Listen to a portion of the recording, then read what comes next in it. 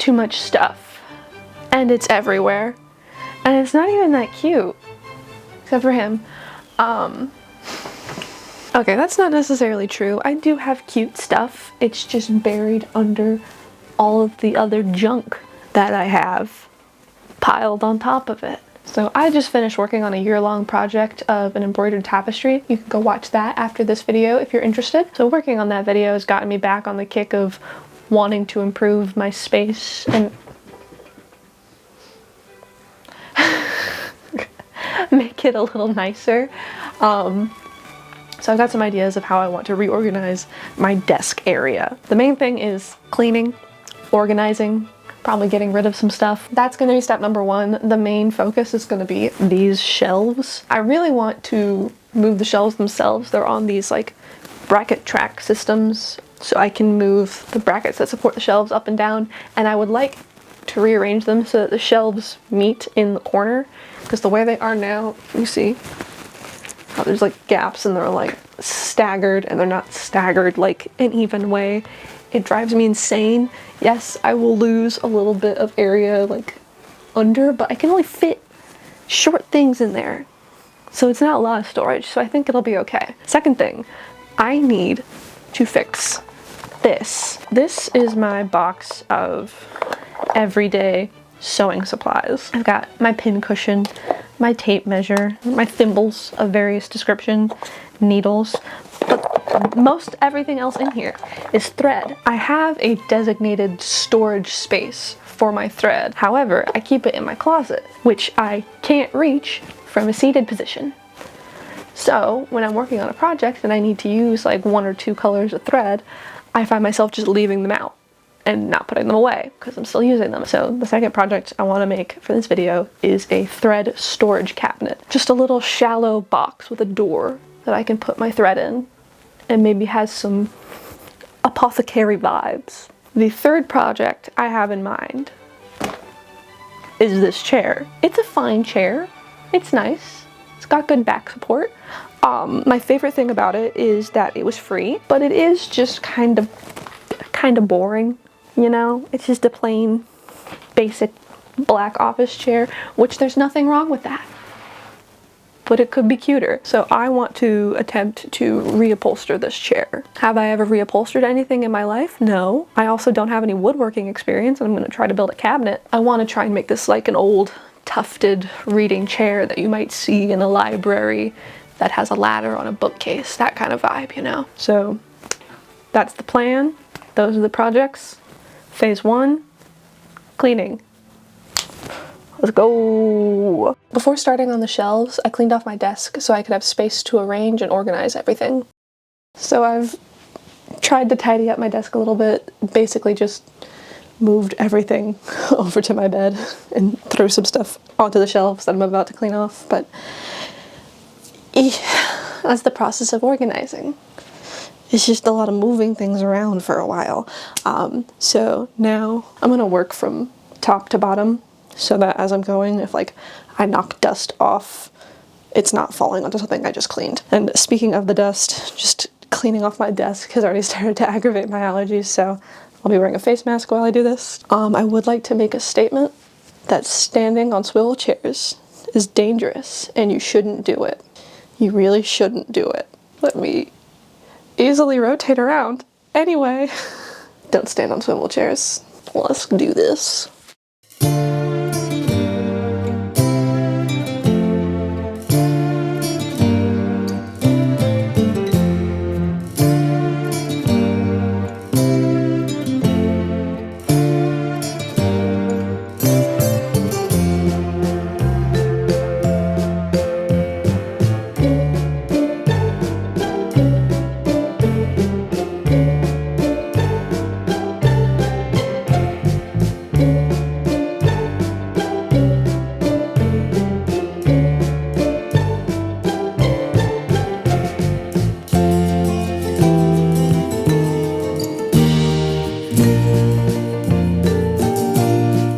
Okay, so it's been a few days since I've rearranged all my shelves and reorganized everything, so I thought I'd give you guys a quick walkthrough of everything. I'm really happy with how I rearranged everything. I'm not gonna like go through one by one and talk about everything up there, but I'll give you a few highlights. I really love this box. I believe it belonged to my grandmother. It's just a really pretty carved wooden box, and now it's full of lace, which makes me very happy. Another highlight is this ginormous basket, which is entirely full of ribbon, including all the stuff stacked up on top of it.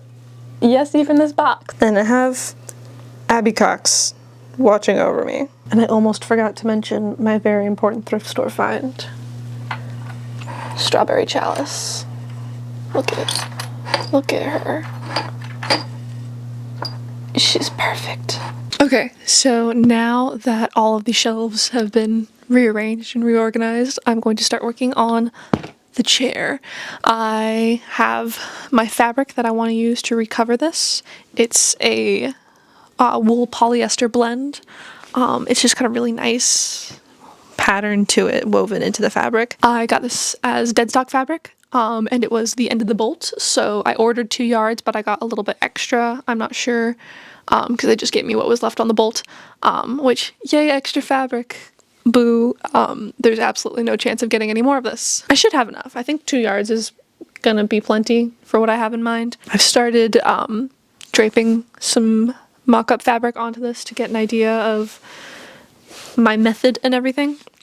For the bottom, I can kind of just like tuck it in and like cram it in like that, and then I'll go in with needle and thread and hand stitch it on just to secure it. My plan is to do tufting on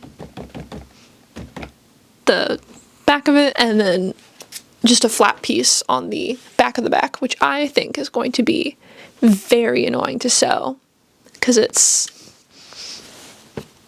behind this, but that's my plan. I think it'll work, but who's to say? I'm gonna drape the back, get a pattern, and then start actually doing the bottom and see how that goes.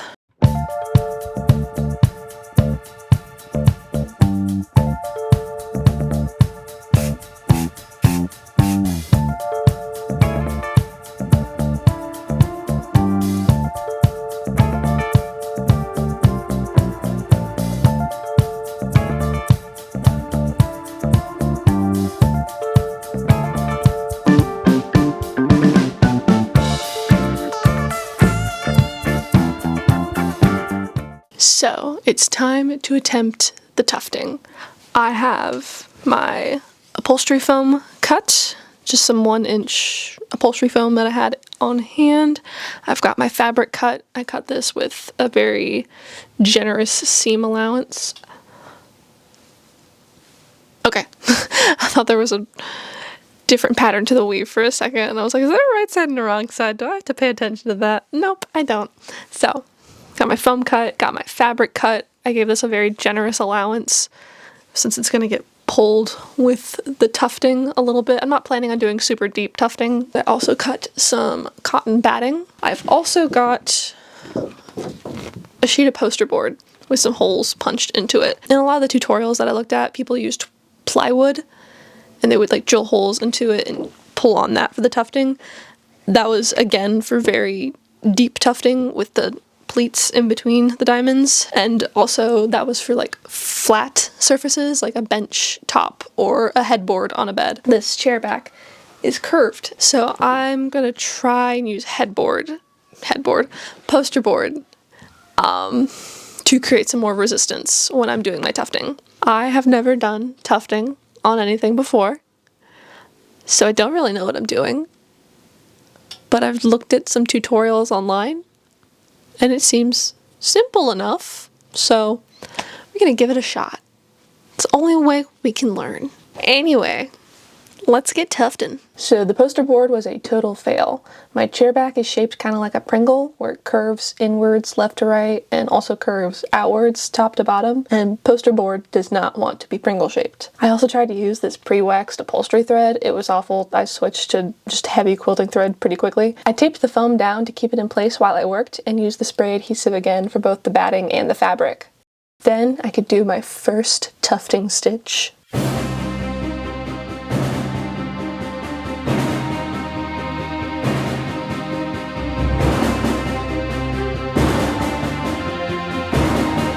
which tore the poster board almost immediately. In the end, I realized the mesh of the chair back provided enough resistance on its own, and I was able to tuft sans poster board.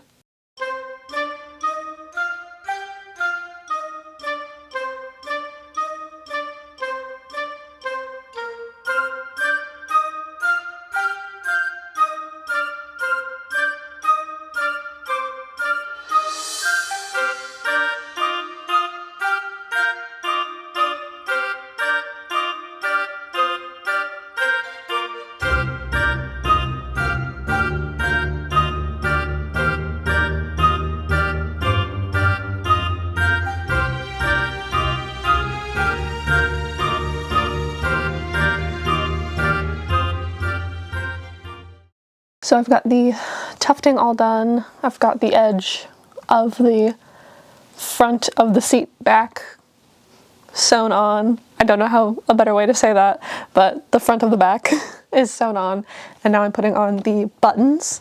I got these little coverable buttons from Wawak, and I have never used coverable buttons before, but I had seen a bunch of people online use them. From what I had seen, they seemed pretty easy, and the ones that I'd seen came with like a little mold where you like cut out your fabric and you put that in, you put the back in and you push it, and it's covered like magic. The ones I got did not come with the mold. They're just the metal form and then a back that you pop on. They have instructions on how to use it.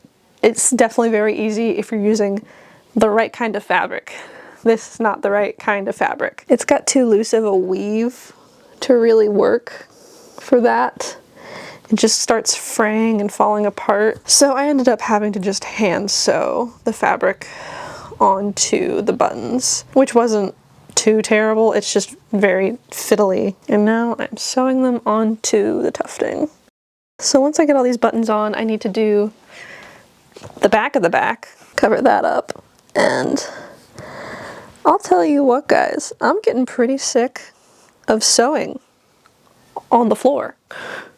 I might just hot glue that on, because the back of this also has this stuff and it's been difficult to work around, and it's going to be even more getting in here, so I think it's a hot glue kind of job. It's hard to reach and you won't see it. Why bother? And then I think I might try and make like a kind of piping trim to go around the edges, because my stitching is not the cleanest. There's some bubbling and puckering around the edges. So I'm thinking like a piping trim out of the same fabric. I think I'll just make like a folded over tube of the fabric and then glue that down over top of my stitching. And then I think the chair is done. So the chair is done. I'm super happy with it, how it all came out. I'll give you guys a closer look at the end of the video. Time to move on to the thread cabinet. Now, as I said before, I am not a carpenter or a woodworker. I don't really know what I'm doing. So my strategy for this is to work off of pre-built items. This is my pile of materials for this. So I've got just various accoutrements. I've got some wood stain for later. I've got a knob and hinges, some hanging hardware. So the base of this, which is full of lint from the fabric from the chair, because I was throwing my scraps in here. So the base of the box I'm going to make out of this wooden tray. It's just one of those pre-made buy and paint wood pieces that I got from the craft store. It does have these handle holes, so I will have to cover those with some more pieces of wood. For the shelves of the thread cabinet, I'm going to use these slats from this crate. They are almost the perfect size. They're a little bit too long, so I'll have to cut the ends down, but that's not going to be too hard. They're really good thickness, and they're like the perfect depth to fit in. And then I want the front of this cabinet to be glass, to be see-through, so I can actually see the thread in the cabinet, but it still be covered. So my solution for that is a picture frame. It is perfectly sized to cover the front of the frame, just like that. And then I will, of course, take out the backing and glue the glass into the frame and add hinges along the side and a little knob. So, first order of business is going to be to break down this crate, get the slats cut to the correct length, sand everything. I want to try and sand the stain finish off of this frame. It is basically just raw wood. So then hopefully I can stain everything the same color. I know these are all different woods, so they'll probably take the stain differently, but they'll be closer than whatever the pre-finished stain of this frame is. So let's get started and see how much of a mess this is.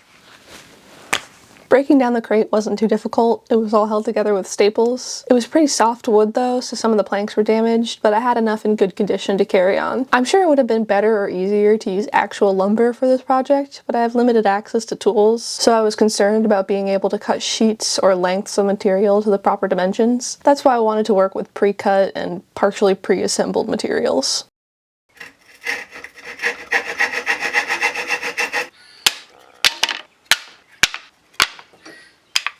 I gave everything a good sanding, including bringing the picture frame back to just unfinished wood.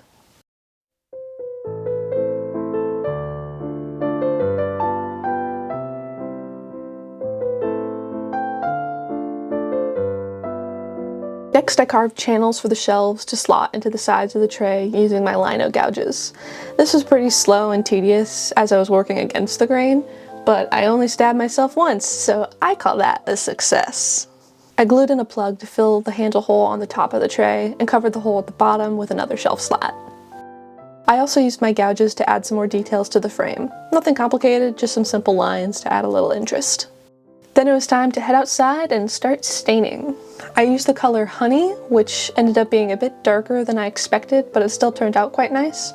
I gave all the pieces a good coat, and also this wood circle, it's for a different project, don't worry about it, pretend it's not there, and then wiped the excess off with a rag. I stained the shelf pieces separate from the box so it would be easier to get a thorough coat, and this was a good call because I put all the shelves in place before applying the polyurethane finish, and that was a pain in the ass. I did 3 coats of poly, sanding between each coat to ensure a smooth finish. Next, it was time to glue in the glass. I had taped off the part of the frame where the glass sits before doing the poly finish because I figured the raw wood would be easier for the glue to stick to. After cleaning up a few polyurethane drips,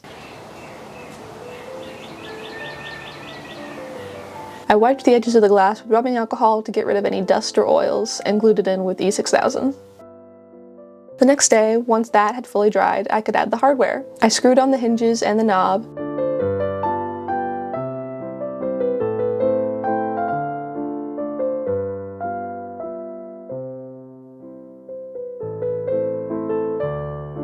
and nailed on some sawtooth hangers on the back. Then the cabinet could be hung on the wall and finally filled with thread.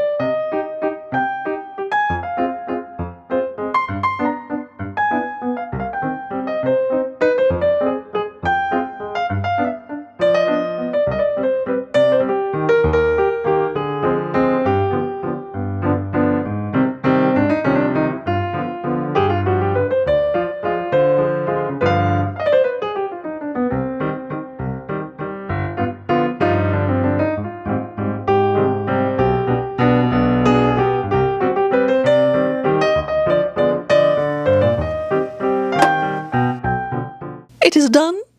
I'm so happy with everything. I'm really happy with how the reorganization of the shelves went. I have been needing to do this for so long, and I'm so glad that I finally did it. It's just so much easier to find stuff. I know where everything is. It looks better. 10 out of 10. The chair I am so happy with. It is so cute. It fits the vibe so much more. The added foam on the back is definitely very comfy. I quite like that. The one issue that I have is the fabric on the back is kind of starting to warp and sag, so I'll probably remove that and redo it at some point, but that's a problem for later. It's already covered in cat hair and crumbs, so that's how you can tell I love it. And of course the thread cabinet, I am so happy with it. It came out so good for my first woodworking project. I'm really happy with it. I love being able to see all of the thread all lined up in there and have all my little trinkets up top, which, speaking of, I wanted to specifically call out my little ceramic slug. I got this at a plant show. There was a lady selling ceramics, and she had these little ceramic slugs and a little sign that said adopt a slug, and I lost it, so I got a slug. I saved her business card. She's Amy Wilson of Craft and Clay Studios on Etsy and TikTok, so go check her out if you would also like a slug. I love the slug. But yes, cabinet turned out very nice. I do still have a few spools of thread in my original storage box, but it's just a couple and it's things I don't really reach for that often, so I have almost everything in here. And one thing I didn't mention in my process video, I added a magnet to the inside of the door and then a little screw on the corner of one of the shelves to line up with that, so it keeps the door shut. That's everything. Thank you so much for watching this video.